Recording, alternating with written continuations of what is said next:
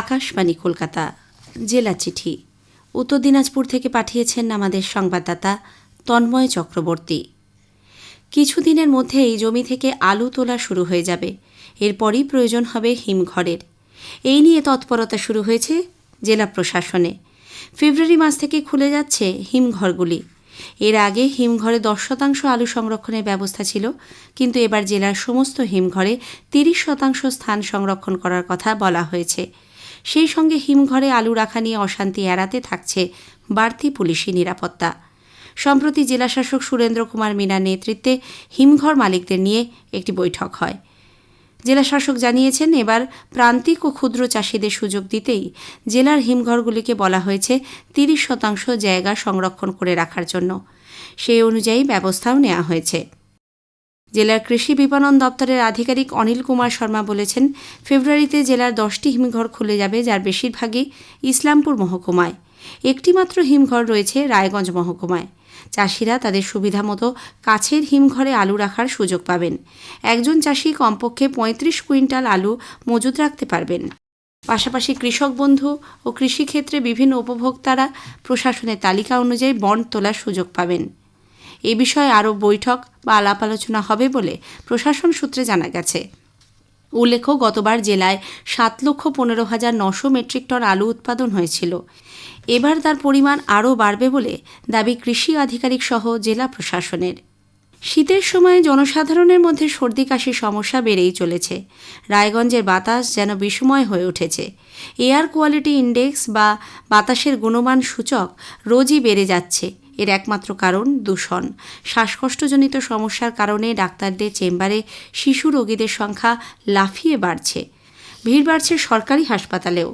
পরিস্থিতি নিয়ে উদ্বিগ্ন চিকিৎসক মহল। তবে শুধু যে ছোট শিশুরাই ভুগছে এমনটা কিন্তু নয়। মাঝবয়সী থেকে বৃদ্ধ সকলেরই কাশির প্রকোপে অতিষ্ঠ।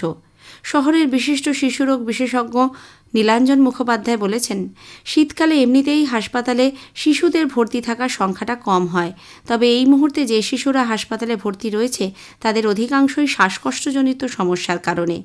দূষণ যে এক্ষেত্রে বড় একটি বিষয়, একথা অনস্বীকার্য। তবে সাধারণ মানুষ সচেতন হলেই দূষণ মোকাবিলা সম্ভব। রায়গঞ্জের মহকুমা শাসক তন্ময় বন্দ্যোপাধ্যায় বলেন, এ বিষয়ে মানুষের মধ্যে সচেতনতা বাড়িয়ে তোলার চেষ্টা চালানো হচ্ছে।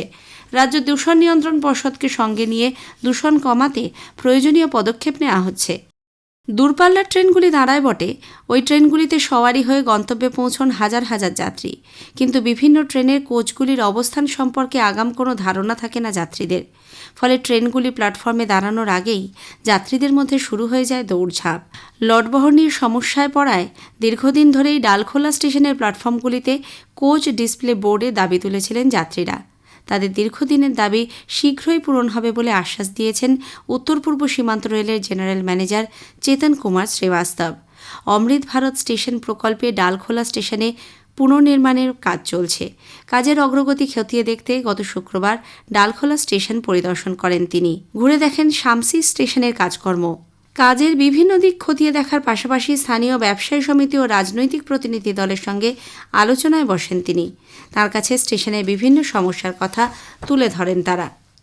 এদিকে রাধিকাপুর রেল স্টেশনে রায়গঞ্জ সাংসদ কার্তিক পালের তৎপরতায় 53 কোটি টাকা ব্যয়ে রেলের গুরুত্বপূর্ণ পিট লাইন ও শীট লাইনের কাজ শুরু হতে চলেছে।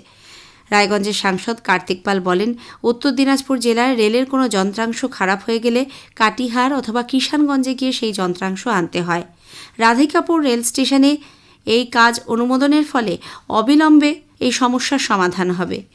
রাধিকাপুর রেল স্টেশনে দূরপাল্লার ট্রেন চলাচলের ক্ষেত্রে আর কোনো সমস্যা থাকবে না বলে আশা প্রকাশ করেছেন কার্তিকবাবু।